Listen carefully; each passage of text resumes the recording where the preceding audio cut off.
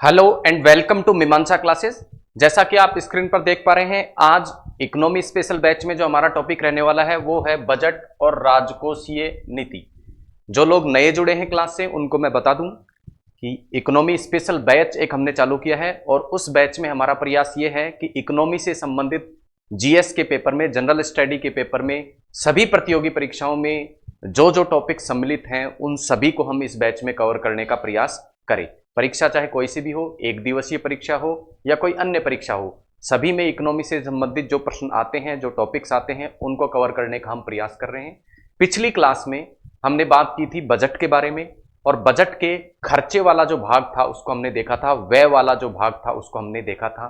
साथ ही साथ बजट से संबंधित संवैधानिक प्रावधान को हम पिछली क्लास में देख चुके हैं। इसके अतिरिक्त बजट में कौन कौन से आंकड़े सम्मिलित होते हैं इसकी भी हमने पिछली क्लास में बात की थी। बजट के कंपोनेंट्स कौन कौन से होते हैं इसकी भी मुख्य रूप से हमने पिछली क्लास में बात की थी और हमने देखा था कि जब भी किसी संस्था, व्यक्ति या देश में बजट बनता है तो उसके दो भाग होते हैं। पहला भाग होता है व्यय, जिसे कहा जाता है एक्सपेंडिचर, और दूसरा भाग होता है आय। पिछली क्लास में इस व्यय वाले भाग की हम बात कर चुके थे बजट के संदर्भ में, और व्यय को भी हमने दो भागों में बांटा था। पहला भाग था राजस्व व्यय और दूसरा भाग था पूंजीगत व्यय, जिन्हें अंग्रेजी में रेवेन्यू एक्सपेंडिचर और कैपिटल एक्सपेंडिचर के नाम से जाना जाता है। तो इस पार्ट की बात हम पिछली क्लास में विस्तृत रूप से कर चुके हैं। आज की क्लास में जो हमारी बात सीमित रहेगी वो रहेगी बजट के आय वाले भाग के बारे में। और जिस प्रकार से बजट में व्यय के भाग को हमने दो भागों में विभाजित करके पढ़ा था, राजस्व व्यय और पूंजीगत व्यय, इसी तरह जो बजट के अंतर्गत आय होती है वो भी सरकार को दो प्रकार से होती है। पहला जो प्रकार है वो है राजस्व प्राप्ति और दूसरा है पूंजीगत प्राप्तियां, revenue receipts and capital receipts. आइए देखते हैं आय वाला जो भाग है बजट का, उसके बारे में विस्तृत रूप से हम चर्चा करते हैं और सीधे चलते हैं आज की हमारी क्लास पे, जो कि है बजट में आय वाला जो भाग होता है, जिसे रिसिप्ट्स के नाम से भी जाना जाता है या इसे अंग्रेजी में इनकम पार्ट ऑफ बजट भी कह देते हैं। देखिए, प्रत्येक संस्था, प्रत्येक व्यक्ति और प्रत्येक सरकार द्वारा क्या करा जाता है, अपनी आय और व्यय का अंदाजा लगाने के लिए बजट तैयार किया जाता है। और उस बजट में होता क्या है, आय और व्यय के अनुमान होते हैं। आय और व्यय के अनुमान होते हैं। अब होने वाली आय और होने वाले आय को कुछ हेडिंग्स में बांटकर पढ़ा जाता है। और जब भारत के बजट के संदर्भ में हम बात कर रहे हैं तो भारत के बजट में आय जो होती है सरकार को, वो दो भागों में होती है। आय जो होती है वो बजट में दो भागों में दिखाई जाती है। पहला जो भाग है उसे कहते हैं रेवेन्यू रिसिप्ट्स, रेवेन्यू रिसिप्ट्स, या इसे कहा जाता है राजस्व आय। इसी प्रकार दूसरा जो भाग होता है उसे कहा जाता है कैपिटल रिसिप्ट्स या पूंजीगत आय। अब पुनः जो रेवेन्यू रिसिप्ट्स या राजस्व आय होती है उसे दो भागों में बांटा जाता है। पहला, ऐसी राजस्व आय जो किससे प्राप्त होती है, करों से प्राप्त होती है, तो उसे कह देते हैं कर राजस्व, कर राजस्व, या अंग्रेजी में कहा जाता है इसे टैक्स रिसिप्ट्स। इसी प्रकार राजस्व आय का वह भाग जो किसके द्वारा प्राप्त होता है, गैर करों के द्वारा प्राप्त होता है, गैर कर भाग के द्वारा प्राप्त होता है, इसे कह दिया जाता है गैर कर राजस्व आय। अंग्रेजी में इसे कहा जाता है non tax revenue receipts, non tax revenue receipts. तो हम कह सकते हैं सरकार को होने वाली राजस्व आय दो तरीके से होती है। पहला, करों के द्वारा, जिसे कर राजस्व कहा जाता है। दूसरा, करों के अतिरिक्त गैर कर जो मद हैं उनके द्वारा होने वाली वह आय, जिसे नॉन टैक्स रेवेन्यू रिसिप्ट्स या गैर कर राजस्व के रूप में जाना जाता है। कौन कौन से मद ऐसे हैं, कौन कौन से कर ऐसे हैं जिनके द्वारा सरकार को कर राजस्व के रूप में आय होती है, और कौन कौन से मद ऐसे हैं जिनके द्वारा गैर कर राजस्व के रूप में सरकार को आय प्राप्त होती है, इसे हम आने वाली स्लाइड में देखने वाले हैं। इसी प्रकार कैपिटल जो रिसिप्ट्स होती है या सरकार की पूंजीगत आय होती है, वो भी सरकार को दो तरीकों से प्राप्त होती है। पहला, सरकार द्वारा लिए गए ऋणों के द्वारा, और दूसरा जो भाग है गैर ऋण। तो डेप्ट कैपिटल रिसिप्ट्स और नॉन डेप्ट कैपिटल रिसिप्ट्स के नाम से हम इसे जानते हैं।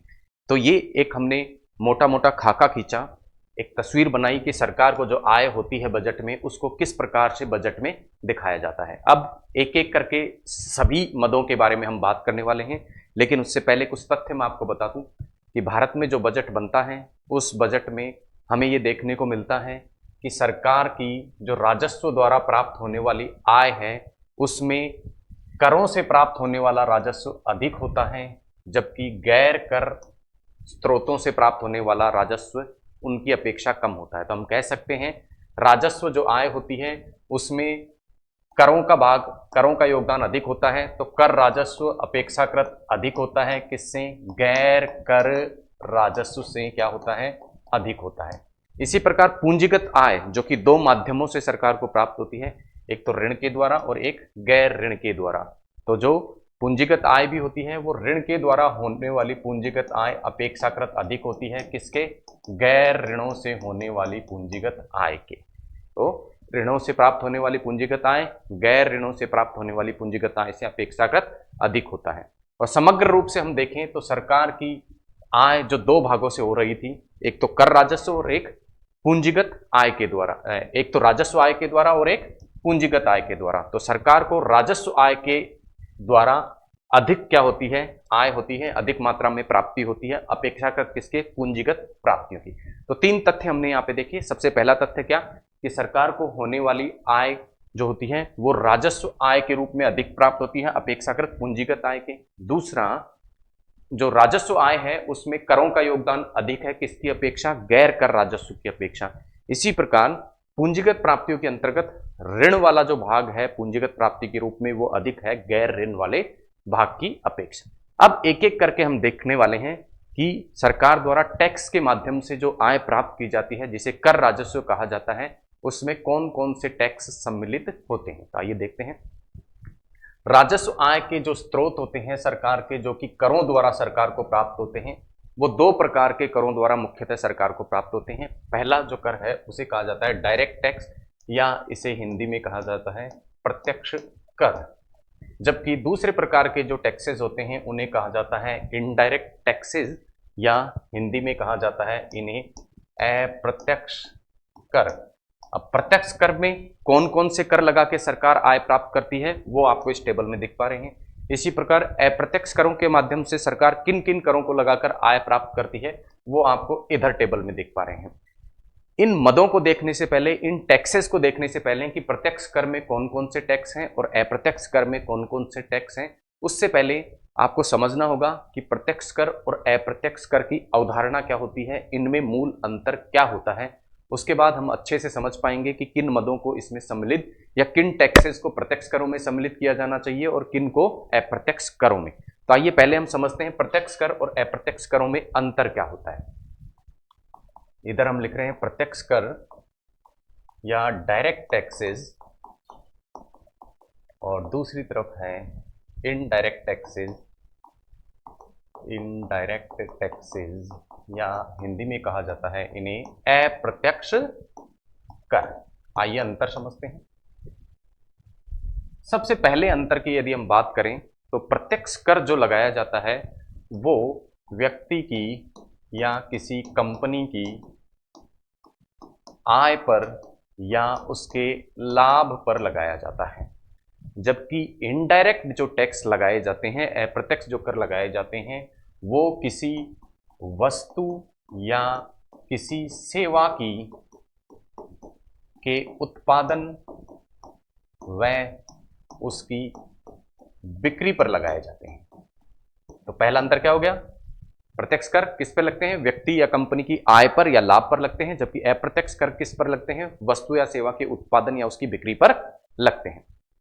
दूसरा अंतर जो हमें देखने को मिलता है वो ये है कि प्रत्यक्ष कर सीधे ही जिस व्यक्ति द्वारा आय या लाभ प्राप्त किया जाता है उस आय या लाभ प्राप्त करने वाला व्यक्ति द्वारा सीधा सरकार को ये टैक्स दिए जाते हैं, इसीलिए इन्हें प्रत्यक्ष प्रकार के कर कहते हैं। जबकि अप्रत्यक्ष प्रकार के जो कर होते हैं उसमें क्या सिस्टम होता है, उसको एक उदाहरण से हम समझने का प्रयास करते हैं।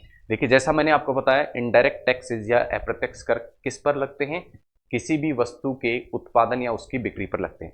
तो माना कोई उत्पादक है, इस उत्पादक द्वारा किसी वस्तु का क्या किया जाता है, उत्पादन किया जाता है, ये करेगा उत्पादन, और उत्पादन होने के बाद वस्तु बिक्री के लिए कहाँ पहुंचती है, वितरकों या डिस्ट्रीब्यूटर के पास पहुंचती है, डिस्ट्रीब्यूटर, और डिस्ट्रीब्यूटर से ये दुकानदार तक पहुंचती है, और दुकानदार से ये जो वस्तु है ये अंतिम उपभोक्ता तक पहुंचती है या अंतिम ग्राहक तक पहुंचती है। अब इस वस्तु का जो मूल्य अंतिम ग्राहक द्वारा चुकाया जाता है उसमें टैक्सेस सम्मिलित होते हैं। माना इस वस्तु का मूल्य किसी उपभोक्ता द्वारा 200 रुपये चुकाया जा रहा है, तो इस 200 रुपये में टैक्सेस सम्मिलित होंगे। ठीक है, इसका तात्पर्य क्या हुआ, वास्तविक रूप से जो टैक्स का भुगतान किया गया है वो किसके द्वारा किया गया है, अंतिम ग्राहक द्वारा किया गया है, लेकिन वो किसको नहीं किया गया, सरकार को नहीं किया गया है। यानी अंतिम उपभोक्ता क्या कर रहा है, अंतिम ग्राहक जो उस चीज का यूज कर रहा है, उसको खरीद रहा है, क्या कर रहा है, टैक्स तो दे रहा है, लेकिन किसको नहीं दे रहा, सीधे सरकार को नहीं दे रहा। ये अंतिम ग्राहक टैक्स किसको देगा, दुकानदार को देगा। दुकानदार के मूल्य में वो टैक्स सम्मिलित रहेगा। ठीक है, दुकानदार को टैक्स के रूप में वो पैसा नहीं देगा, मूल्य के रूप में वो पैसा देगा। इसी प्रकार दुकानदार क्या करेगा, वितरक को मूल्य के रूप में क्या देगा, टैक्सेस का कुछ पैसा देगा, और वितरक उत्पादक को। तो अंतिम रूप से हम कह सकते हैं कि जो टैक्सेस हैं वो किसके द्वारा दिए जाते हैं, अंतिम रूप से दिए तो ग्राहक द्वारा जाते हैं, लेकिन सीधे सरकार को नहीं, अपितु किसको दिए जाते हैं, पहले किसको दिए जाते हैं, बिक्रीकर्ता या दुकानदार को, फिर वो वितरक, और वितरक से उत्पादक के माध्यम से कहाँ पहुंचते हैं, सरकार के पास पहुंचते हैं। इसीलिए इन टैक्सेस को अप्रत्यक्ष प्रकार के कर कहा जाता है। तो ये अवधारणा की हमने बात की कि प्रत्यक्ष और अप्रत्यक्ष करों में क्या अंतर होता है। अब हम देखते हैं कि प्रत्यक्ष करों में कौन कौन से प्रकार के कर सम्मिलित हैं और अप्रत्यक्ष करों में कौन कौन से कर सम्मिलित हैं। सबसे पहले हम बात कर रहे हैं प्रत्यक्ष करों की। तो प्रत्यक्ष कर में जो पहला कर सम्मिलित है वो है कॉरपोरेट टैक्स। ये जो कॉरपोरेट टैक्स होता है ये प्रत्येक कंपनी द्वारा सरकार को चुकाया जाता है अपनी आय पर। यानी कंपनी जो आय प्राप्त करती है उस आय पर सरकार को जो टैक्स कंपनी चुकाती है उसे क्या, किस नाम से जाना जाता है, कॉरपोरेट टैक्स के नाम से जाना जाता है। अगला जो अप्रत्यक्ष कर, प्रत्यक्ष कर या डायरेक्ट टैक्सेस है वो है इनकम टैक्स। आप सभी लोगों को मालूम है, आप सभी अखबारों में भी पढ़ते रहते हैं और आपने इनकम टैक्स के रूप में कुछ पैसा सरकार को चुकाया भी होगा। तो इनकम टैक्स जो होता है वो होता है आय कर, अर्थात किसी भी व्यक्ति द्वारा अपनी आय पर जो टैक्स सरकार को चुकाया जाता है वो होता है आयकर, जो कि प्रत्यक्ष कर की श्रेणी में है। इसी प्रकार अगला जो कर है वो है STT, जिसे कहा जाता है सिक्योरिटी ट्रांजैक्शन टैक्स। और ये जो टैक्स लगता है वो कब लगता है, जब किसी भी व्यक्ति द्वारा शेयर मार्केट में शेयर की बिक्री या क्या की जाती है, खरीद जब की जाती है और इसके माध्यम से उसे लाभ प्राप्त होता है, तो उस लाभ के ऊपर जो टैक्स लगता है उसे सिक्योरिटी ट्रांजैक्शन टैक्स कहा जाता है। अगला है CTT, जिसे जाना जाता है कमोडिटी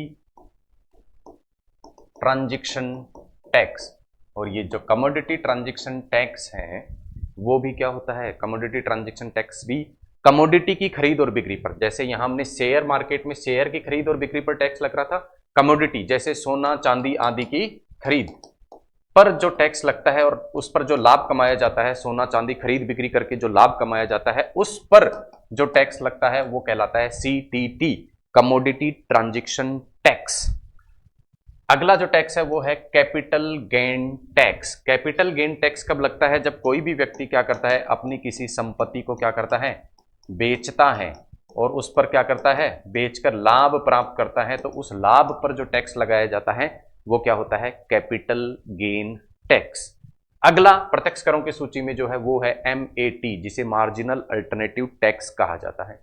इसी प्रकार का अगला प्रत्यक्ष कर है वेल्थ टैक्स, जो कि अधिक अमीर व्यक्तियों पर, एक निश्चित मात्रा से ज्यादा धन जिन व्यक्तियों के पास है उन पर यह टैक्स लगाया जाता है।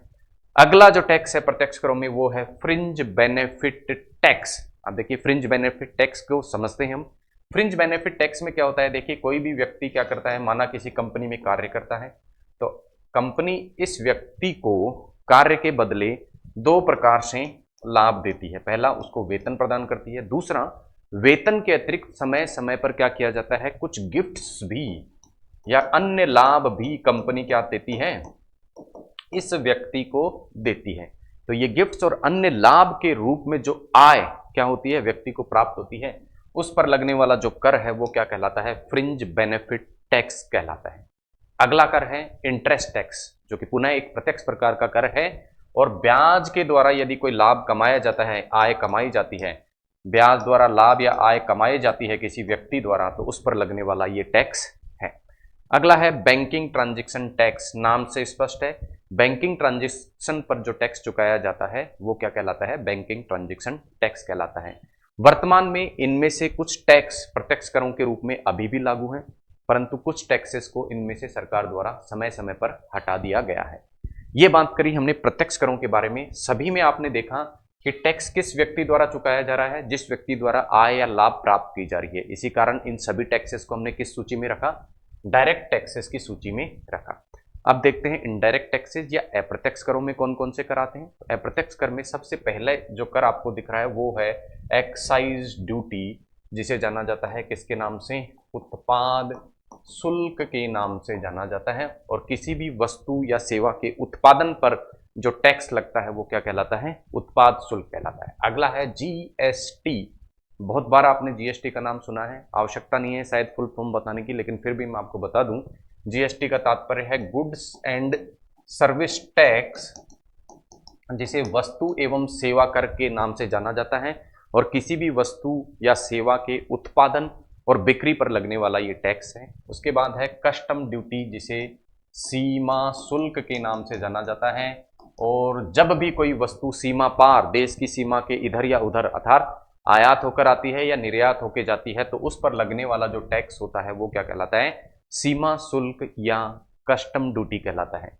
इससे अगला जो टैक्स है वो है सर्विस टैक्स, जो कि अब सरकार द्वारा हटा दिया गया है। और सर्विस जो टैक्स है वो किस पर लगता है, किसी भी वस्तु किसी भी सेवा को प्रदान करने के लिए लगता था, लगता है नहीं, लगता था, सेवा प्रदाता पर किसी भी सेवा को प्रदान करने के लिए इस प्रकार का टैक्स लगता था। तो ये बात करी हमने कुछ प्रत्यक्ष और अप्रत्यक्ष करों के बारे में। अब प्रत्यक्ष और अप्रत्यक्ष करों की हम बात कर चुके हैं। अब इससे संबंधित कुछ तथ्यों की यदि हम बात करें तो हम पाएंगे कि जो टैक्स के रूप में सरकार को इनकम प्राप्त होती है, आय प्राप्त होती है, उसमें सर्वाधिक जो योगदान रहता है वो कॉरपोरेट टैक्स का रहता है। ये हमेशा ऐसा नहीं होता है, हर बजट में ये रेशियो बदलता रहता है, लेकिन ज्यादातर हमें देखने को मिलता है कि प्रत्येक बजट में जो सर्वाधिक प्राप्ति आय के रूप में सरकार को टैक्सेस से होती है वो कौन से टैक्स से होती है, कॉरपोरेट टैक्स से होती है। उसके बाद जीएसटी से, उसके बाद आयकर से, और उसके बाद एक्साइज या उत्पाद शुल्क से ये आय सरकार को प्राप्त होती है। तो हमने बात करी प्रत्यक्ष करों की, अप्रत्यक्ष करों की, उनकी अवधारणा को समझा, और साथ ही साथ हमने समझा कि प्रत्यक्ष कर और अप्रत्यक्ष करों में कौन कौन से कर आते हैं और वो उसी कैटेगरी में क्यों आते हैं, इन सब की हम बात कर चुके हैं। आगे चलते हैं, और अप्रत्यक्ष करों में हमने एक कर देखा जीएसटी। अप्रत्यक्ष कर के रूप में एक कर को हमने देखा जीएसटी के रूप में।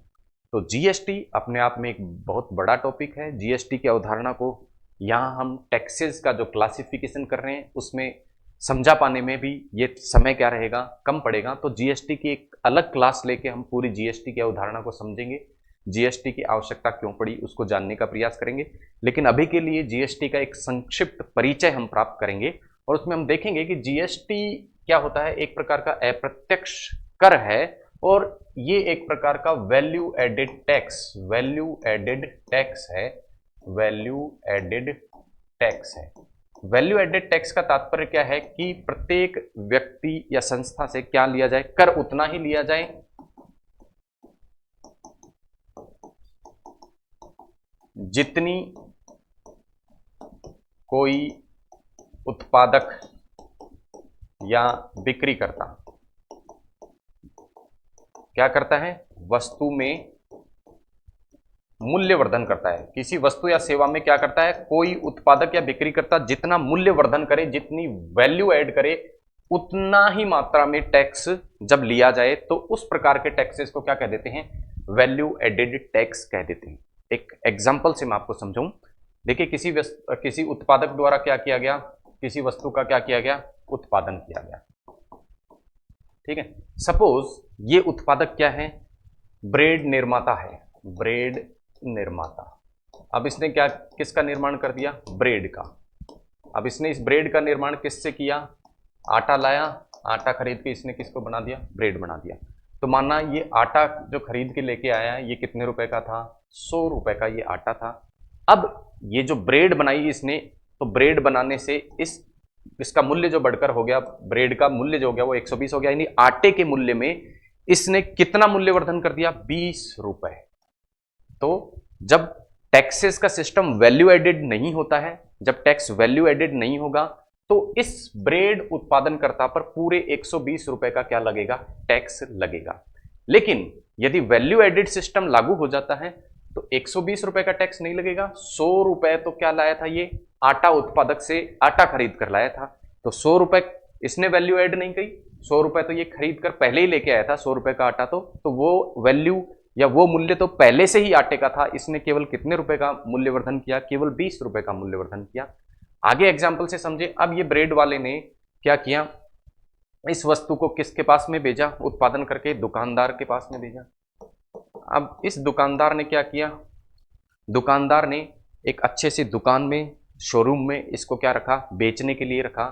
तो बेचने के लिए जब रखेगा तो इसको कुछ एट्रैक्टिव प्रकार की पैकिंग करनी होती है, कुछ एट्रैक्टिव प्रकार की स्कीम्स देनी होती हैं। तो उन सब स्कीम्स को देने के बाद में, उन पैकिंग्स को देने के बाद में, माना इस ब्रेड का मूल्य जो है उसने कितना निर्धारित किया, 130 रुपए, ठीक है। तो अब क्या हो गया, अब ब्रेड का जो मूल्य है वो 120 से बढ़कर 130 हो गया। लेकिन इस दुकानदार ने क्या किया, केवल और केवल ब्रेड की वैल्यू में कितना इंक्रीज किया, 10 रुपए, क्योंकि 120 रुपए तो ये उत्पादक ब्रेड की वैल्यू कर चुका था पहले से, ठीक है। तो इस पर दुकानदार पर जो टैक्स लगना चाहिए वो क्या, किस पे लगना चाहिए, इस 10 रुपए पर लगना चाहिए। ये वैल्यू एडेड टैक्सेस का क्या होता है, सिस्टम होता है। अर्थात जो जितनी मात्रा में वैल्यू ऐड करे उतनी ही मात्रा में उस पर टैक्स लगाया जाए, तो उसे वैल्यू एडेड टैक्स कहते हैं। और इस प्रकार का प्रयास टैक्स सुधार की दिशा में सबसे पहले जीएसटी के रूप में ही नहीं किया गया, ये आपको ध्यान रखना है। ये पूरा जो प्रक्रिया मैंने बताई या पूरा वैल्यू एडेड टैक्सेस के बारे में मैंने आपको बताया, वो इसलिए बताया क्योंकि जीएसटी एक वैल्यू एडेड टैक्स है, ये आपको ध्यान रखना है। लेकिन जीएसटी पहला वैल्यू एडेड टैक्स नहीं है जो कि सरकार द्वारा लागू किया गया है। इससे पूर्व में भी सरकार ने एक्साइज टैक्स का नाम बदलकर क्या करा था, सैनवेट किया था, और एक्साइज टैक्स को वैल्यू एडेड टैक्स बनाने की कोशिश की थी। इसी प्रकार 2005 में जो राज्य सरकारें हैं, राज्य सरकार जो बिक्री कर लेती हैं, उस राज्य सरकार के बिक्री कर का नाम बदलकर 2005 में क्या कर दिया गया था, वैट कर दिया गया था, वैल्यू एडेड टैक्स। ये भी एक प्रकार का वैल्यू एडेड टैक्स था। तो वैल्यू एडेड टैक्स कोई टैक्स नहीं होता, ये एक टैक्स का प्रकार होता है जिसमें केवल वस्तु के मूल्य में वर्धन जो किया जाता है उतनी ही मात्रा में टैक्स लगाया जाता है। और वैल्यू एडेड टैक्स का जो अन्य प्रकार हाल फिलहाल के दिनों में लागू हुआ है वो है GST, goods and service tax. 1 जुलाई 2017 को ये लागू हुआ।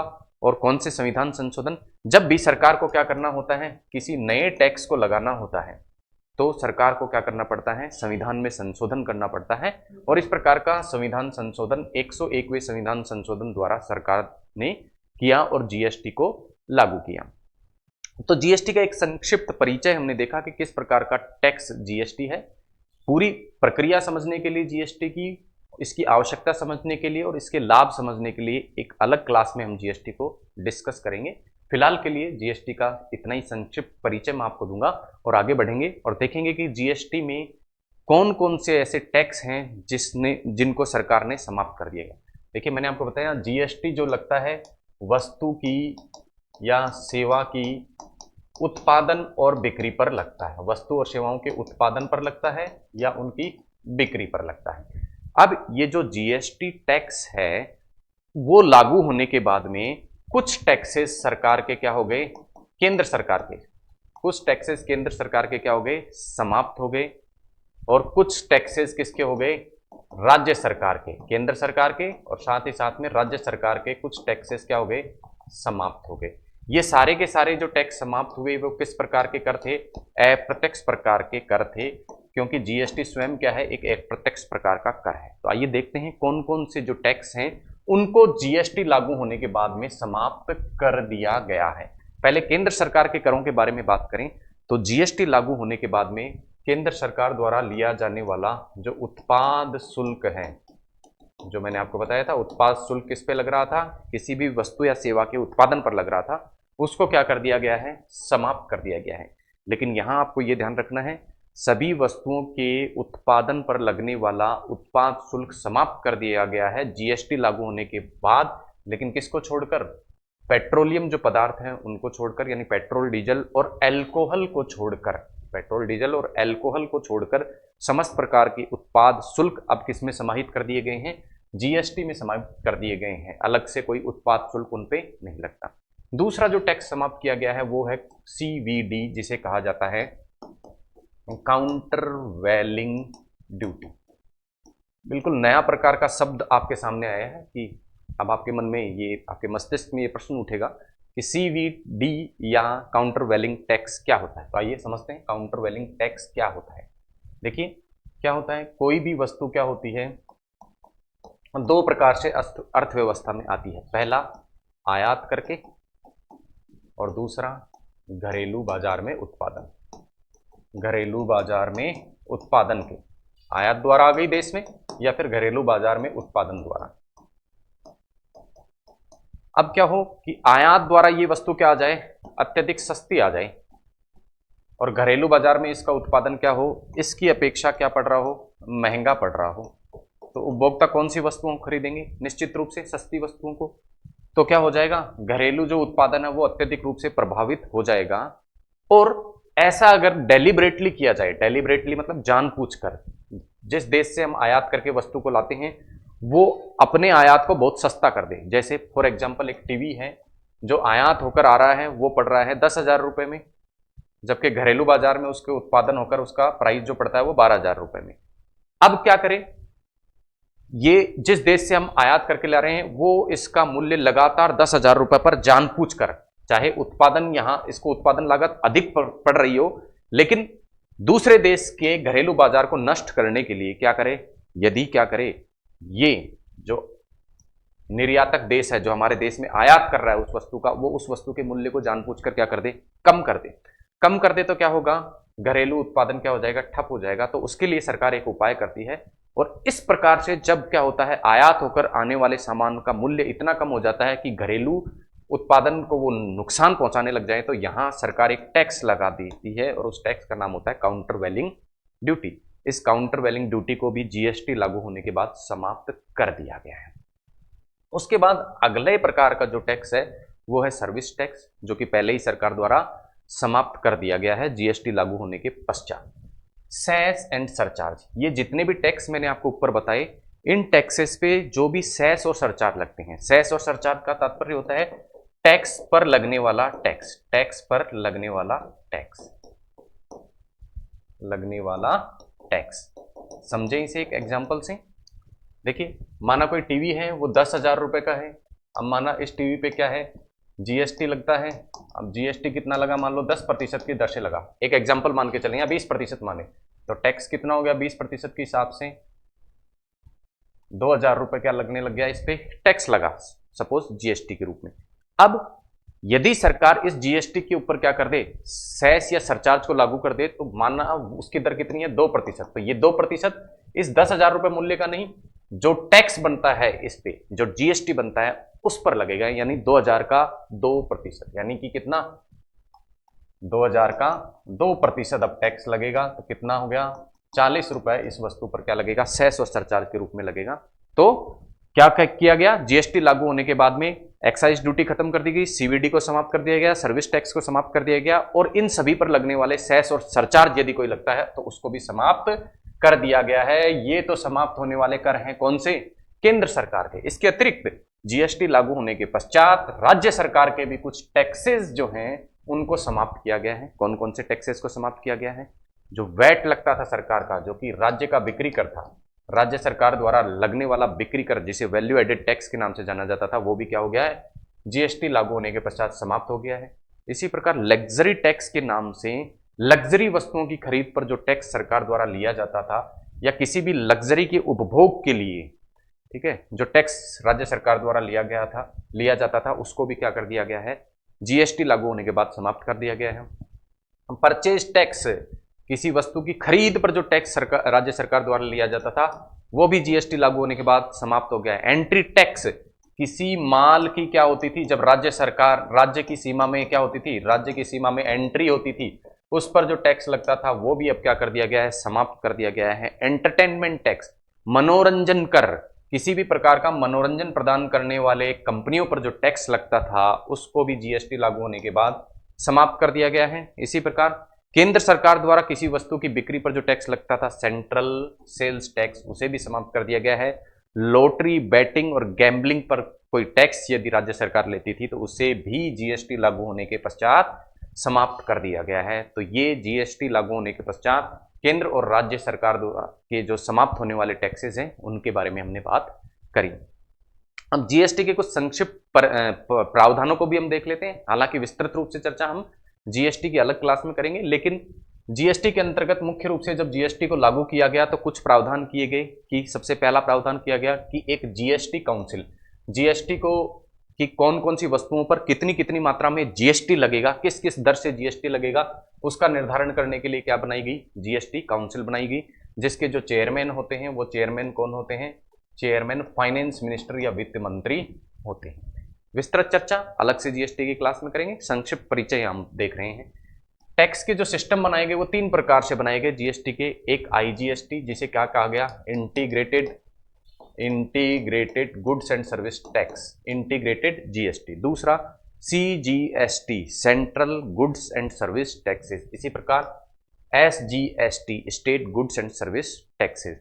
इनमें से सीजीएसटी, किसी भी वस्तु की जब बिक्री होती है या उत्पादन होता है तो उस पर जीएसटी लगेगा। जीएसटी में से कुछ भाग कहाँ चला जाएगा? केंद्र सरकार के पास चला जाएगा, वो क्या कहलाएगा? सीजीएसटी। कुछ भाग किसके पास चला जाएगा? राज्य सरकार के पास चला जाएगा, वो हो जाएगा एसजीएसटी। लेकिन ये वस्तु यदि क्या करती है? अंतर राज्य में बिक्री, अंतर राज्य मतलब एक राज्य से दूसरे राज्य में उत्पादन होने के पश्चात बिक्री के लिए जाती है, तो एक तीसरे प्रकार का टैक्स यहां हमें देखने को मिलता है, वो होता है आईजीएसटी। और वस्तु के उत्पादन होने के बाद एक राज्य से दूसरे राज्य में यदि जाती है वो बिकने के लिए या बिक्री के लिए, तो उस पर आईजीएसटी नाम से एक टैक्स लगता है। दरों की बात करें तो अलग अलग वस्तुओं पे अलग अलग प्रकार की दर से जीएसटी आरोपित होगा, और ये दरें सरकार द्वारा निर्धारित की गई हैं। 0%, 5%, 12%, 18%, 28% की स्लैब निर्धारित की गई है। लेकिन कुछ विशेष परिस्थितियों में कुछ वस्तुओं पर जीएसटी से छूट दी जा सकती है, ऐसा प्रावधान किया गया है। लेकिन ये छूट कब दी जाएगी? जीएसटी काउंसिल जब ऐसा कहेगी तब। उसके बाद कंपोजिशन स्कीम नाम के से एक स्कीम जीएसटी के अंतर्गत चलाई जाती है, जिसके अंतर्गत कुछ उत्पादक या बिक्रीकर्ताओं को क्या की जाती है? एक विशेष प्रकार की छूट जीएसटी से दी जाती है। सभी को हम समझने वाले हैं, जीएसटी की जो अलग क्लास हमारी होगी वहां पर, लेकिन अभी हम जीएसटी का एक संक्षिप्त परिचय लेते हुए चल रहे हैं। इसी प्रकार जीएसटी लागू होने से कुछ राज्यों को जो नुकसान हुआ है उसकी भरपाई के लिए उनको क्या किया जाएगा? केंद्र सरकार की ओर से जीएसटी कलेक्शन का कुछ हिस्सा दिया जाएगा। ये क्यों नुकसान हुआ है राज्यों को और किस प्रकार से इसकी ये हिस्सा देने से कुछ भरपाई उन राज्यों की होगी, उसको भी जब हम जीएसटी की हमारी अलग क्लास होगी उसमें समझने वाले हैं। तो ये बात करी हमने बजट के जो आय वाला भाग था, आय वाले भाग को हमने दो भागों में बांटा था। हमने देखा था आय को दो भागों में हमने बांटा था, और उन दो भागों में से एक जो भाग था वो था राजस्व आय। वो कौन सा था? राजस्व आय। और राजस्व आय को हमने पुनः दो भागों में बांटा था। पहला कौन सा? कर राजस्व, और एक गैर कर राजस्व, गैर कर राजस्व। और कर राजस्व को पुनः दो भागों में बांटकर हम देख रहे थे। पहला प्रत्यक्ष करों द्वारा सरकार को जो आय प्राप्त होती है, और दूसरा अप्रत्यक्ष करों द्वारा। तो प्रत्यक्ष कर और अप्रत्यक्ष दोनों हम देख चुके हैं। अब राजस्व आय के अंतर्गत, सरकार की राजस्व आय के अंतर्गत पहला जो भाग है वो कौन सा? कर राजस्व और गैर कर राजस्व के रूप में जो सरकार को प्राप्त कर राजस्व के रूप में प्रत्यक्ष कर और अप्रत्यक्ष करों के माध्यम से जो आय सरकार को प्राप्त होती है वो कौन कौन से करों से होती है वो हम देख चुके हैं। अब हम दूसरे भाग की बात करेंगे, वो है गैर कर राजस्व। तो गैर कर राजस्व, रेवेन्यू रिसिप्ट्स में गैर कर राजस्व के रूप में किस प्रकार की आय सरकार को प्राप्त होती है वो देखते हैं। फिर से मैं आपको याद दिला दूं, हमने बजट के बारे में हम बात कर रहे थे। बजट को हमने दो भागों में देखा था। पहला बजट का एक कौन सा भाग होता है, व्यय वाला भाग होता है। व्यय वाले भाग की हम अच्छे से पिछली क्लास में बात कर चुके हैं। दूसरा जो भाग होता है बजट का वो होता है आय वाला भाग, और आय वाले भाग में क्या होता है, सरकार को होने वाली आय को दिखाया जाता है। सरकार को आय दो प्रकार से प्राप्त होती है, पहला राजस्व आय और दूसरा पूंजीगत आय। पूंजीगत आय, राजस्व आय जो प्राप्त होती है दो माध्यमों द्वारा प्राप्त होती है, पहला करों द्वारा और दूसरा गैर कर, गैर कर द्वारा। गैर कर या इसे नॉन टैक्स कहा जाता है। करों द्वारा जो आय प्राप्त होती है वो दो प्रकार के करों से, एक तो प्रत्यक्ष कर और एक अप्रत्यक्ष कर। प्रत्यक्ष कर और अप्रत्यक्ष कर क्या होते हैं इन्हें हम देख चुके हैं। अब हम देखेंगे गैर कर राजस्व के रूप में सरकार को आय किन किन माध्यमों से प्राप्त होती है। देखिए ये है रेवेन्यू रिसिप्ट्स नॉन टैक्स। सरकार को नॉन टैक्स या गैर कर राजस्व के रूप में राजस्व प्राप्तियों के रूप में कौन कौन सी आय प्राप्त होती है। सबसे पहला इंटरेस्ट अर्न्ड, ठीक है, सरकार द्वारा क्या दिया जाता है, सरकार क्या देती है, कहीं भी किसी भी व्यक्ति संस्था या देश को क्या देती है, ऋण देती है। तो ऋण के बदले सरकार को क्या मिलता है, ब्याज मिलता है। तो ये जो ब्याज मिलता है इस आय, इसके रूप में जो आय सरकार को प्राप्त होती है वो किस में रखा जाता है, रेवेन्यू रिसिप्ट्स के कौन से पार्ट में रखा जाता है, नॉन टैक्स वाले पार्ट में, राजस्व आय के गैर कर राजस्व वाले भाग में रखा जाता है। इसी प्रकार सरकार क्या करती है, कुछ कंपनीज में क्या करती है, कुछ कंपनी में सरकार की क्या होती है, सरकार की हिस्सेदारी होती है, और इस कंपनी को जब लाभ प्राप्त होता है उसके रूप में सरकार को जो आय प्राप्त होती है वो क्या कहलाती है, प्रॉफिट या डिविडेंड कहलाती है। वो भी क्या बनाती है, सरकार के गैर कर राजस्व का भाग बनाती है। इसी प्रकार सरकार कुछ सुविधाएं प्रदान करती हैं, जैसे कि स्टाम्प छापना, प्रिंटिंग करके मनी छापना, उनके बदले सरकार को जो आय प्राप्त होती है वो भी गैर कर राजस्व का एक भाग है। इसी प्रकार फीस और फाइन, शुल्क के रूप में और जुर्माने के रूप में जो भी राशि सरकार को प्राप्त होती है वो भी किसका भाग होती है, गैर कर राजस्व का प्राप्त होती है। अन्य देशों से सरकार को जो भी अनुदान प्राप्त होते हैं वो भी गैर कर राजस्व आय का हिस्सा होते हैं। ठीक है, अब ये तो हमने गैर कर राजस्व की जो आय होती हैं उनके माध्यम देखे, उनके मद देखे सरकार के। अब हम बात करेंगे कि इन मदों में से सबसे ज्यादा गैर कर राजस्व किससे सरकार को प्राप्त होता है। तो सरकार द्वारा जिन कंपनियों में सरकार की हिस्सेदारी है उनसे जो लाभ प्राप्त होता है वो सर्वाधिक हिस्सा बनाता है किसका, गैर कर राजस्व का। उसके बाद सरकार को उन कंपनियों से जो प्रॉफिट प्राप्त होता है वो, उसके बाद सरकार द्वारा दिए गए ऋणों के ऊपर जो सरकार आय कमाती है ब्याज के रूप में वो, और सबसे लास्ट में ग्रांट रिसीव्ड अर्थात सरकार द्वारा जो अनुदान अन्य देशों से प्राप्त करते हैं वे। तो ये किसका हिस्सा थे, रेवेन्यू रिसिप्ट नॉन टैक्स का हिस्सा थे सरकार के गैर कर राजस्व। आगे बढ़ते हैं और बात करते हैं हम आय के दूसरे भाग के। देखिए बजट में आय दो भागों में आय प्राप्त होती है सरकार को, राजस्व आय के रूप में और पूंजीगत आय के रूप में। राजस्व आय के रूप में जो आय प्राप्त होती है उसको हम देख चुके हैं। अब देखेंगे हम पूंजीगत आय के रूप में सरकार को कौन कौन से मद से किस प्रकार की आय प्राप्त होती है। मैंने आपको जैसा बताया था पूंजीगत आय को भी हम दो भागों में बांटकर देख सकते हैं। पहला ऋणों के रूप में जो सरकार को पूंजीगत आय प्राप्त होती है, और दूसरा गैर ऋण के रूप में। आइए विस्तृत चर्चा करते हैं। कैपिटल रिसिप्ट या कह सकते हैं सरकार की पूंजीगत प्राप्तियां। तो पूंजीगत प्राप्तियां मैंने आपको बताया दो तरीके से सरकार को पूंजीगत प्राप्तियां होती है। पहला डेप्ट रिसिप्ट्स, डेप्ट रिसिप्ट मतलब सरकार द्वारा लिए गए ऋण, सरकार द्वारा लिए गए ऋण, सरकार द्वारा जो भी ऋण लिए गए हैं उनके माध्यम से जो आय सरकार को प्राप्त हो रही है, जो पैसा सरकार को प्राप्त हो रहा है वो क्या कहलाता है, पूंजीगत प्राप्ति कहलाता है। और पूंजीगत प्राप्ति का कौन सा भाग बनाता है, ऋण वाला भाग बनाता है। जबकि कुछ पूंजीगत प्राप्तियां सरकार को गैर ऋण के रूप में भी होती हैं, गैर ऋण। अब गैर ऋण के रूप में साहब कौन सी प्राप्तियां होती हैं, तो देखिए गैर ऋण के रूप में सबसे पहली जो प्राप्ति होगी सरकार क्या देती है, स्वयं सरकार भी क्या देती है, कई बार ऋण देती है। अब इस ऋण की जब सरकार को पुनर्प्राप्ति होती है तो ये किसका हिस्सा बनता है, सरकार की कैपिटल रिसिप्ट्स का हिस्सा बनता है। लेकिन चूंकि क्या नहीं है, ये ऋण नहीं है, तो गैर ऋण वाले भाग का हिस्सा बनता है। इसी प्रकार सरकार की कुछ कंपनियों में क्या है, हिस्सेदारी है, उस हिस्सेदारी को जब सरकार बेच देती है तो उस प्रक्रिया को क्या कहते हैं, डिसइन्वेस्टमेंट या विनिवेश कहते हैं, विनिवेश। जैसे सपोज बीएसएनएल है, बीएसएनएल में सरकार की भागीदारी मान के चलें, आप कितनी मानते हैं, मान के चल रहे हैं कि एग्जाम्पल 70% मानो यदि राज्य सरकार केंद्र सरकार की भागीदारी है और केंद्र सरकार ये डिसाइड करती है कि इसमें से 10% भागीदारी मुझे क्या करनी है, बेचनी है, तो इसको बेचने से सरकार को जो पैसा प्राप्त होता है वो क्या कहलाता है, विनिवेश या डिसइन्वेस्टमेंट कहलाता है। और विनिवेश या डिसइन्वेस्टमेंट के रूप में सरकार को जो पैसा प्राप्त होता है वो किसका भाग बनाता है, पूंजीगत प्राप्तियों का भाग बनाता है बजट में। और पूंजीगत प्राप्तियों में चूंकि ये ऋण नहीं है तो क्या कहलाता है, गैर ऋण वाला भाग कहलाता है। तो ये बात हो गई पूंजीगत प्राप्तियों की। इसी प्रकार पीएफ, प्रोविडेंट फंड और विकास पत्र बेचकर सरकार को जो पैसा, प्रोविडेंट फंड मतलब कुछ एम्प्लॉयज का वेतन का कुछ हिस्सा जो है वो प्रोविडेंट फंड के रूप में सरकार द्वारा रखा जाता है, उसके रूप में जो आय प्राप्त होती है वो भी पूंजीगत प्राप्तियों के गैर ऋण वाले भाग का हिस्सा होती है।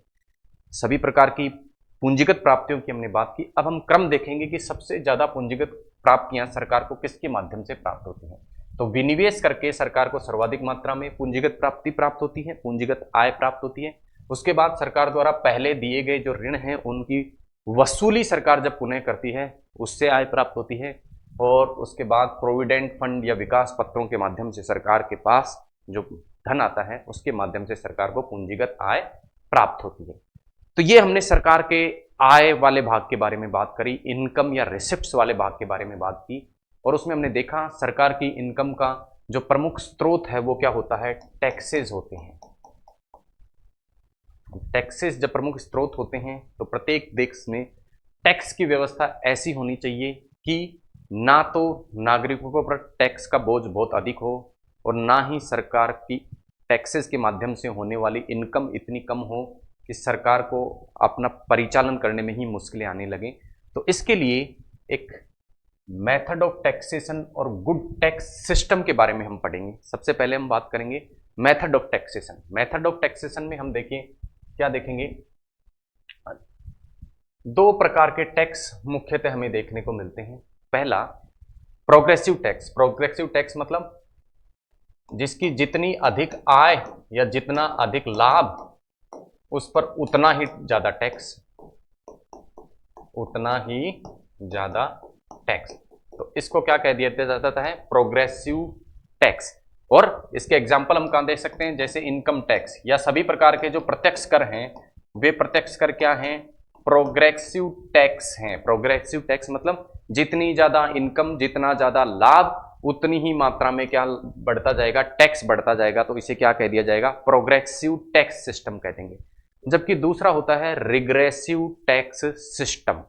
रिग्रेसिव टैक्स सिस्टम का तात्पर्य क्या है कि आय या लाभ बढ़ने के साथ साथ में टैक्सेस कम हो जाए, यानी कि अधिक आय या अधिक लाभ जब प्राप्त हो तो टैक्स क्या हो जाए, कम हो जाए।